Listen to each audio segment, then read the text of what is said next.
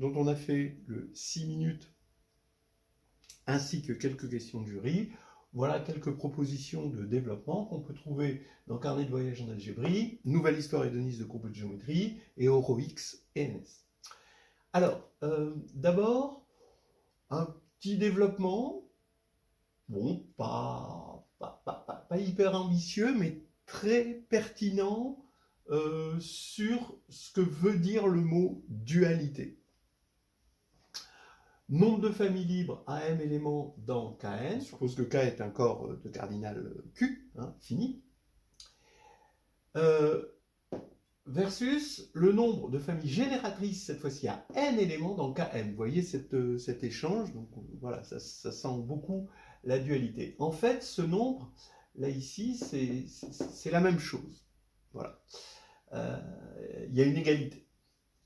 Voilà. Alors, quelle est l'idée ? Bon, ce que je proposerai dans le développement pour montrer l'égalité, d'abord, bon, combien y a-t-il de familles libres à m éléments dans Kn ? Voilà. Donc là, on commence par calculer ce nombre n, indice nm, nombre de familles libres, d'accord ? Et le théorème fondamental de l'algèbre linéaire nous les relie à des applications linéaires injectives. Et bien de quoi vers quoi ? Ben de Km vers Kn.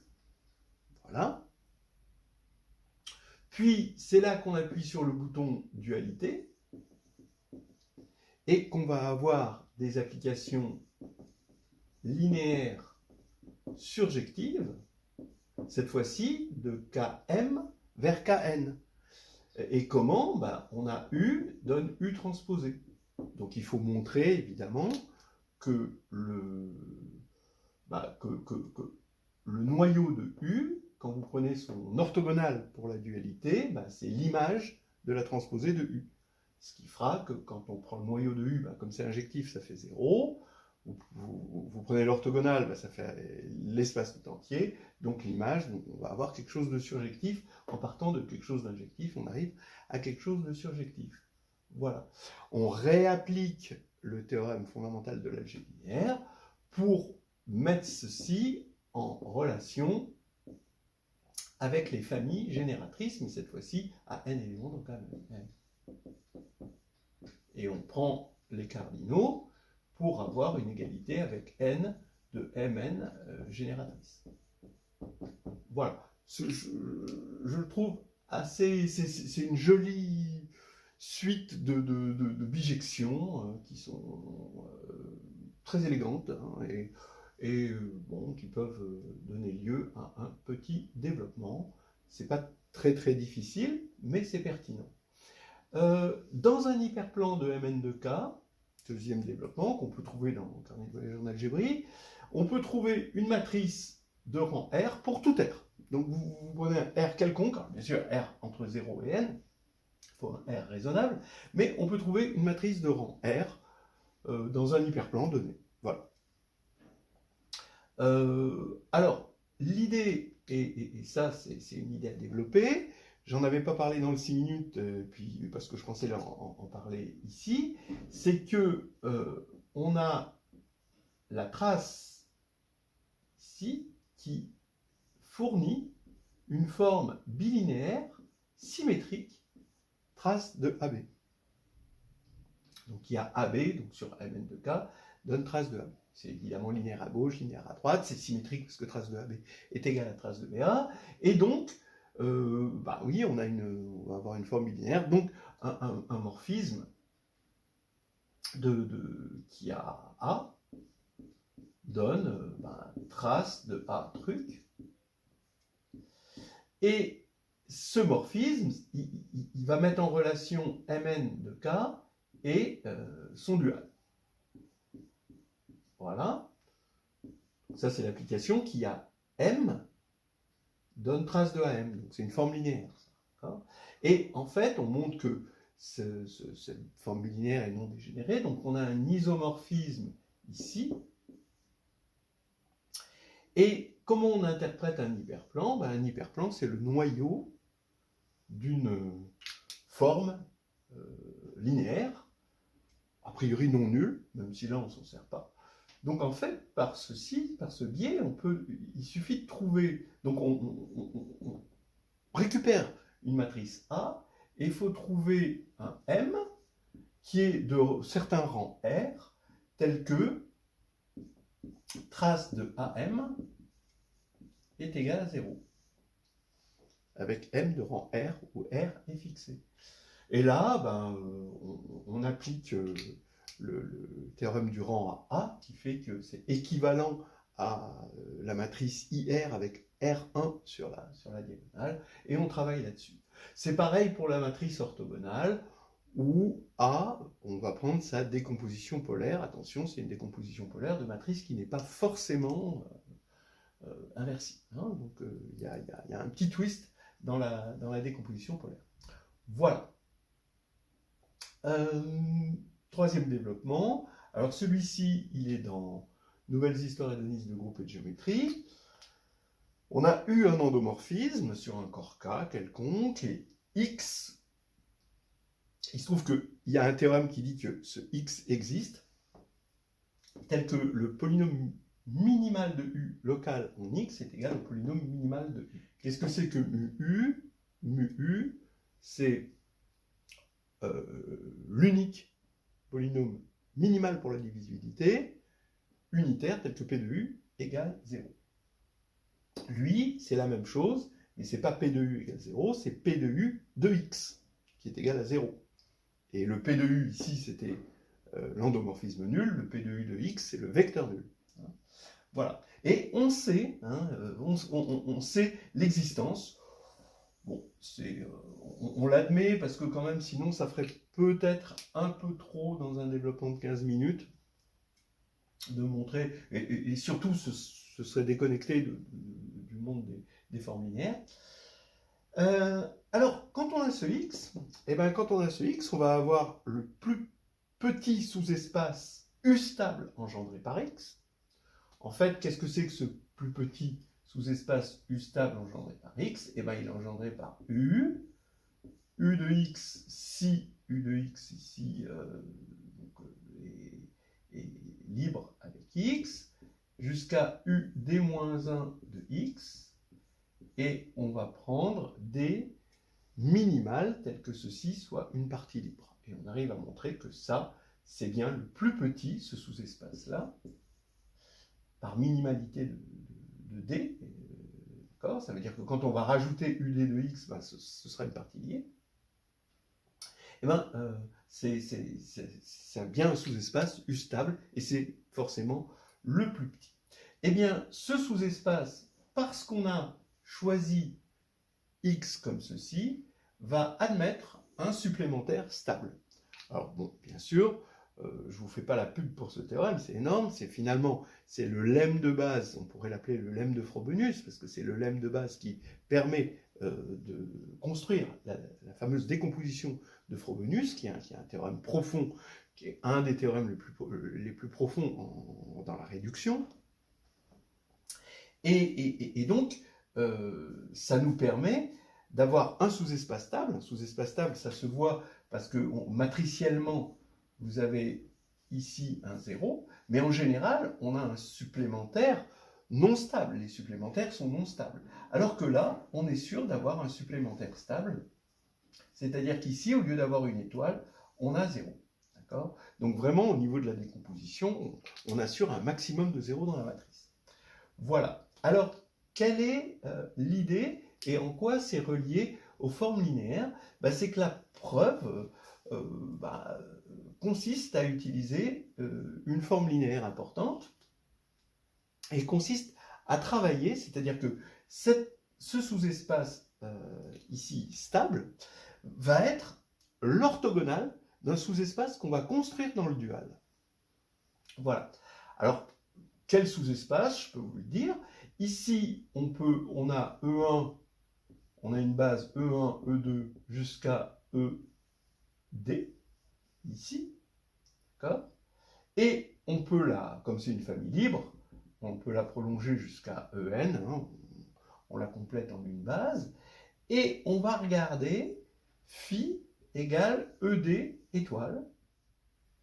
On va regarder les images itérées par U transposé de ED étoile. Et il se trouve, là ça devient intéressant, c'est que on va obtenir une famille libre. Voilà. En plus, elle engendre un sous-espace U stable, U transposé stable, d'accord? Et ça va être intéressant que ça engendre un sous-espace U transposé stable, parce que son orthogonale, donc si ça, on l'appelle phi, ben, si on pose f égale phi orthogonale, donc c'est plutôt l'anté-orthogonale pour certains, donc si on regarde cette orthogonale, ben, f va être un sous-espace U stable, parce que là c'était U transposé stable, et du coup f va être U stable, et on peut montrer qu'il est en somme directe avec le sous-espace de départ ici. Bon, ce développement est consistant, il est profond, et il n'est pas si difficile, il est plus profond que difficile. Ce qu'il y a, c'est que quand on attaque ça, il vaut mieux connaître un peu la décomposition de Frobenius. En fait, ce sont ces développements qui font partie d'un tout dont on va s'intéresser parce que ce sont des lemmes fondamentaux dans un certain contexte, mais c'est bien de connaître un petit peu le contexte, c'est-à-dire le théorème de décomposition de Frobenius avec son unicité, même si on ne connaît pas les preuves. L'unicité de la preuve dans le théorème de décomposition de Frobenius est assez difficile. Donc voilà, je ne conseille pas d'aller jusque-là, mais cette partie-là est sympathique et tout à fait pertinente dans cette leçon. Alors, dernier développement, on a ON de R, donc le groupe orthogonal, et on regarde son enveloppe convexe. Bon, alors vous devez peut-être savoir qu'il y a un théorème de Kara-Teodori qui assure que cette enveloppe convexe, comme ON est un groupe compact, en fait elle est un ensemble compact, alors l'enveloppe convexe va rester compacte. Eh bien, c'est exactement, on peut le déterminer, c'est la boule B, qui est la boule fermée de centre 0 et de rayon 1, 0 la matrice nulle, c'est la boule fermée de Mn de R pour la norme subordonnée N2, la norme subordonnée à la norme 2, à la norme quadratique de Rn. Voilà. Alors, bon, comment on fait? D'abord, en gros, ON, c'est constitué d'éléments de norme 1 pour N2, puisque c'est exactement la conservation de la norme 2, la norme quadratique de ON, qui fait que ça va être constitué d'éléments de norme 1. Donc on a une inclusion de ON dans B. Comme B est une boule pour une norme, elle est convexe. Donc on a déjà une inclusion qui est assez claire. Alors pour l'inclusion inverse, on va partir d'un M dans B et on va supposer que M n'appartient pas à conv de ON et du coup on va pouvoir le projeter donc sur un convexe. On a une unicité de la projection sur un convexe, d'accord, sur ce convexe là, et là ça c'est un certain N. Alors là on le projette pour la norme 2, la norme quadratique, la norme quadratique. Alors on sait, c'est vendu avec, pour cette projection. Eh bien, bon, je vous rappelle, c'est une projection pour un produit scalaire, pour une norme qui provient d'un produit scalaire. Et donc, c'est vendu avec que quel que soit V dans l'enveloppe convexe de ON, eh bien, M moins N, V moins N, donc ça c'est le produit scalaire, est inférieur à 0. C'est quelque chose que vous pouvez voir avec un petit dessin, que si vous avez M là, ça c'est votre convexe, là, d'accord? Et ici c'est votre projection sur N. Vous allez avoir, quel que soit V dans le convexe, ici vous allez avoir en gros un angle obtus, d'accord? Ce qui va faire cette négativité ici. Alors maintenant, l'idée, c'est de regarder ça, ce produit scalaire, comme une trace. Et c'est là qu'intervient vraiment la forme linéaire trace. Alors, c'est intéressant de remarquer, donc c'est une trace de quoi? Ça, c'est la trace de m-n transposé fois v-n. Voilà, pour la norme 2. Hein. Donc ça c'est égal à trace de m-n transposé fois v-n. Voilà, et c'est ça qui va être négatif. Et là, on va jouer un petit peu comme dans ce développement-là, avec le fait que la trace de AB est égale à la trace de BA. D'ailleurs, c'est intéressant de démontrer que la trace, elle est unique à scalaire près, à vérifier justement cette propriété que trace de AB égale trace de BA. Parce que là, on va s'en servir énormément pour trouver une contradiction en appliquant à cette matrice A, eh bien, la décomposition polaire. Voilà. On peut rajouter d'ailleurs, entre parenthèses, pour la culture, que si ON, son enveloppe convexe, c'est B, on peut caractériser ON dans B parce que c'est exactement, ON est exactement l'ensemble des points extrémaux de B. Voilà. Ça fait quelque chose de très très joli qu'on peut trouver dans OROX et NS. Je proposerai d'ailleurs bientôt sur la chaîne la preuve complète de ce résultat en ajoutant le fait que ON est l'ensemble des points extrémaux de B parce que bon, autant les autres sont déjà sur la chaîne, autant celle-ci manque cruellement. Voilà. Et bien on va s'arrêter là et je vous dis à bientôt.